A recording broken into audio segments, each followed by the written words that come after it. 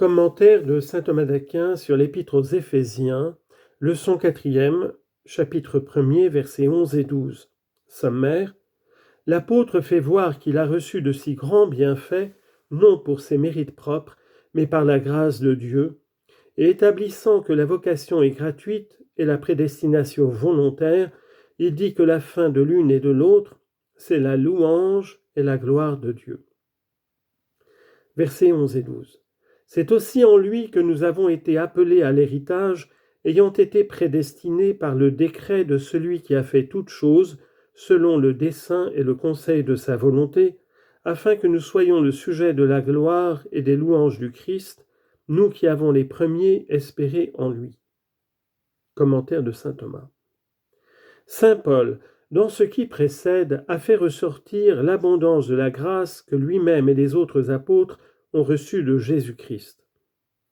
Mais pour que l'on ne croie pas qu'ils ont reçu cette grâce pour leur mérite propre, il établit à la suite qu'elle leur a été gratuitement donnée et que si Dieu les a appelés, cela n'a point été pour leur mérite personnel.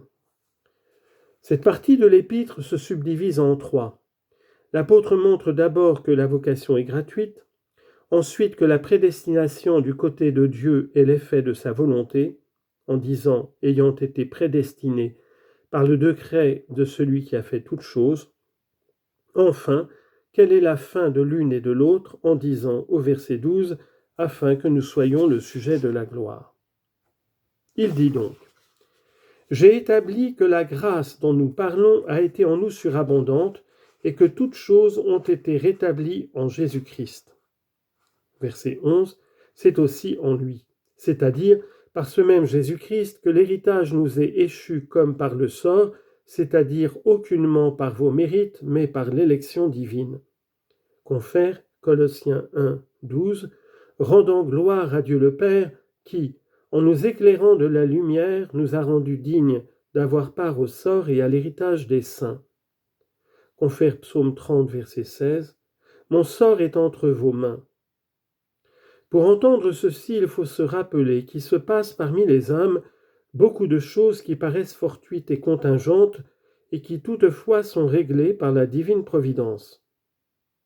Le hasard n'est autre chose que l'action de cette providence de Dieu à l'égard des événements humains et contingents.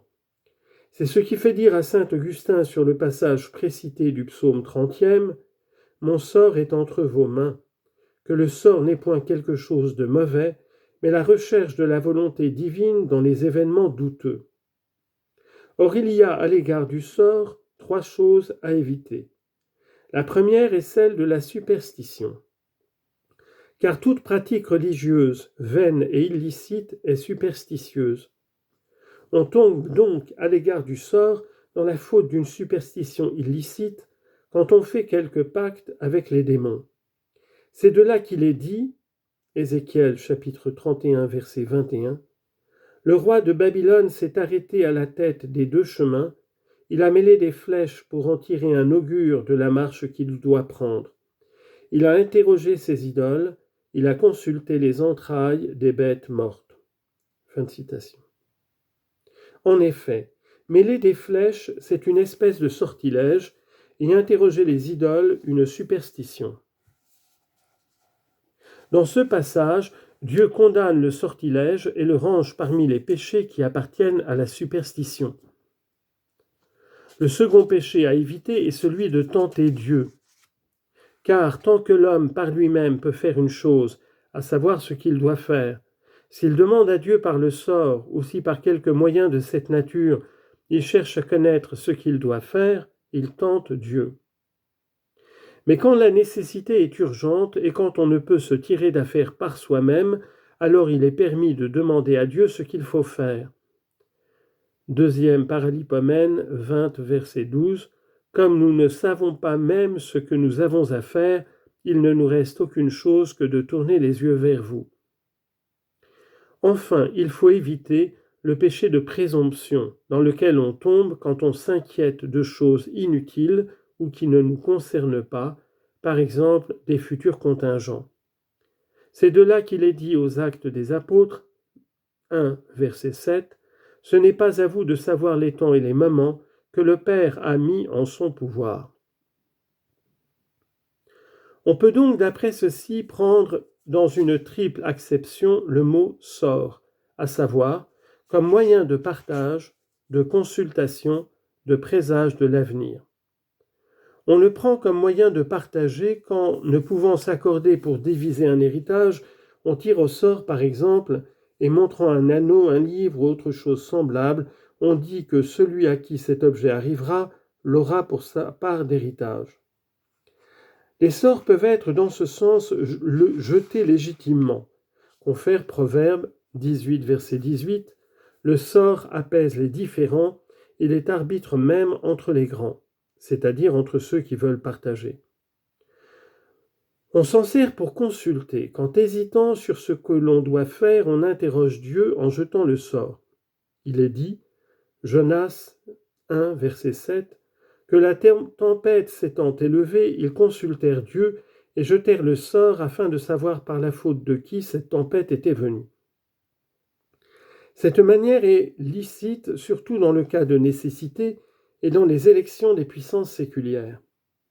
De là cette coutume de faire avec de la cire des rouleaux auxquels on donne le nom de boussoulis et de mettre dans quelques-uns seulement des bulletins afin que ceux auxquels arriveront les rouleaux, renfermant les bulletins, aient des suffrages dans l'élection.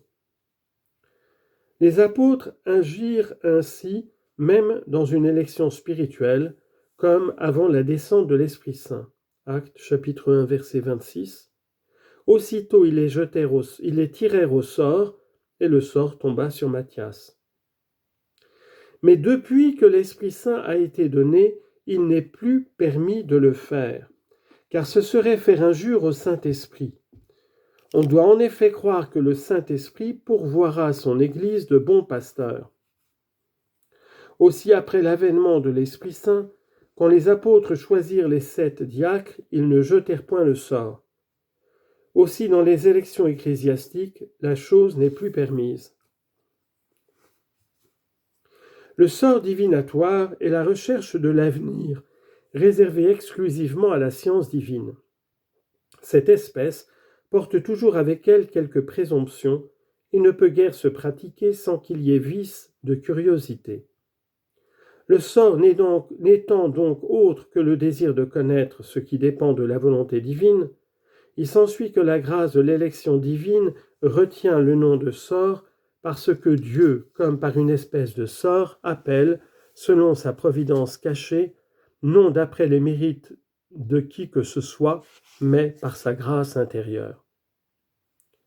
Quand l'apôtre dit, verset 11, « ayant été prédestiné », il établit que la volonté de Dieu opère la prédestination dont il est dit, Romains 8, verset 30, « et ceux qu'il a prédestinés, il les a aussi appelés ». La raison de cette prédestination, ce ne sont pas nos mérites, mais la simple volonté de Dieu. C'est pourquoi saint Paul ajoute au verset 11, « selon le décret de celui qui ».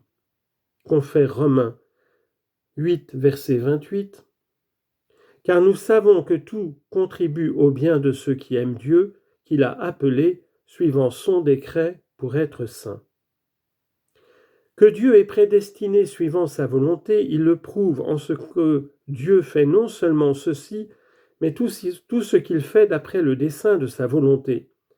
Confère Psaume 134, verset 6, « Le Seigneur a fait tout ce qu'il a voulu. »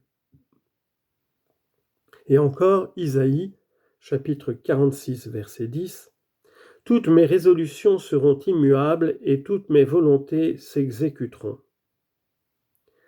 L'apôtre ne dit pas seulement selon sa volonté, pour que l'on ne s'imagine pas qu'elle est sans règle, mais selon le décret de sa volonté, c'est-à-dire selon sa volonté qui se détermine d'après la raison, non pas en tant que la raison suppose le raisonnement, mais en tant qu'elle désigne une volonté certaine et délibérée. L'apôtre enfin indique la fin de l'une et de l'autre, c'est-à-dire de la prédestination et de la vocation. Cette fin, c'est la louange de Dieu, ce qui lui fait dire au verset 12, « afin que nous soyons le sujet de la gloire et des louanges qui lui appartiennent, nous qui avons les premiers espéré en Jésus-Christ, et que par nous qui croyons en Jésus-Christ, soit exaltée la gloire de Dieu. Isaïe chapitre 55, verset 12. Les montagnes et les collines retentiront devant Dieu de cantiques de louange. Or, comme remarque saint Ambroise, la louange de la gloire de Dieu, c'est la conversion d'un grand nombre à la foi, comme la gloire du médecin est d'acquérir et de guérir beaucoup de malades. Confère Ecclésiaste 2, verset 9. Vous qui craignez le Seigneur et espérez en lui, vous qui craignez le Seigneur, espérez en lui, et sa miséricorde viendra vous combler de joie.